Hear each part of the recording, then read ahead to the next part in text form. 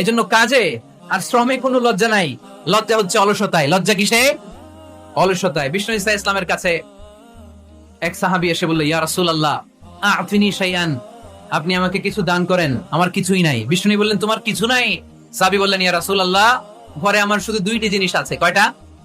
চিল্লায় বলেন কয়টা? এক হচ্ছে একটা জামা, দুই হচ্ছে পানি খাওয়ার একটা জগ। বিষ্ণু বললেন, এই দুইটাই নিয়ে আসো। বিশ্বনবীর কথা শুনে ওই সাহাবী ঘর থেকে জামা নিয়ে আসলেন, পানি খাওয়ার জগ নিয়ে আসলেন। বিশ্বনবী সাল্লাল্লাহু আলাইহি ওয়াসাল্লাম ওনার মুবারক হাত দিয়ে এক হাতে জামা ধরে আরেক হাতে পানির জগটা ধরে সাহাবীদের দিকে উদ্দেশ্য করে বললেন, মাইয়াশতারি হাদাইন, এই দুইটা জিনিস কেনার মতো কে কে আছে দেখি? কয়েকজন হাত তুললো। বিশ্বনবী বললেন, কত দিয়ে কিনবা? এক সাহাবী বলে, ইন্নী আশতারিহিমা বিদিরহাম, ও নবী যদিও এগুলো আমার দরকার নাই, কিন্তু আপনি যেহেতু নিলামে ডাক তুলেছেন, ইয়া রাসূলুল্লাহ ইয়া হাবিবাল্লাহ, আপনার সম্মানে আমি 1 দিরহাম দিয়ে দুইটা জিনিস কিনে নেব। 1 দিরহাম, একটা জামা, একটা পানি খাওয়ার জগ, দাম কত? 1 দিরহাম। বিশ্বনবী বললেন, না না, 1 দিরহাম তো অনেক কম হয়ে যায়, মাইয়াজিদু আলা যালিক, এর চেয়ে বেশি দামে কে কিনবা? আরেক সাহাবী হাত তুলে বলতে লাগলেন, ইয়া রাসূলুল্লাহ ইয়া হাবিবাল্লাহ ওয়া ইন্নী আশতারিহিমা বিদিরহামাইন, আমি এই জামাটার পানি খাওয়ার জগটা 1 দিরহাম নয় 2 দিরহামের বিনিময়ে কিনতে চাই। বিষ্ণু ইসা ইসলাম ওই সাহাবাকে দিয়ে 2 দিরহাম নিয়ে, যে লোকটা ভিক্ষা করতে এসেছিল তার হাতে 2 দিরহাম দিয়ে বলেন, যাও 1 দিরহাম দিয়ে ঘরে খাবার কিনে দিয়ে আসো, আরেক দিরহাম দিয়ে একটা কুঠার কিনে নিয়ে আসো।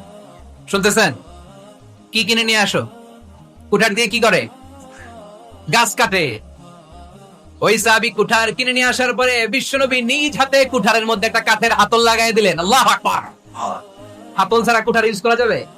বিশ্বনবী নিজ হাতে ওই কুঠারের ভিতরে একটা হাতল লাগাই দিলেন আর বললেন, লা উরিদু আন আরাকা 15 আইয়াম, এই কুঠার নিয়ে জঙ্গলে যাও, গায়ে অনেক শক্তি আছে, কাঠ কাটো, এই কাঠ কেটে বাজারে বিক্রি করো, সামনের 15 দিন যেন আমি আমার চোখের সামনে তোমার না দেখি।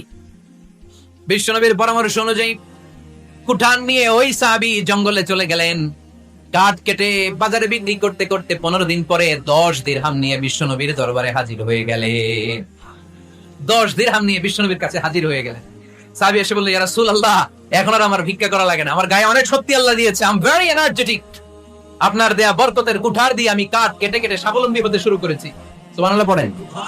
আমি এখন 10 দিরহামের মালিক। বিশ্বনবী বললেন, লা আইয়াহতাতিবা আহাদুকুম হুজমাতান আলা যাহরিহি খায়রুম মিন আইয়াসআলা শাইআন ফায়ু'তিয়াহু আও ইয়ামনাহু, যাদের গায়ে শক্তি আছে তারা ভিক্ষা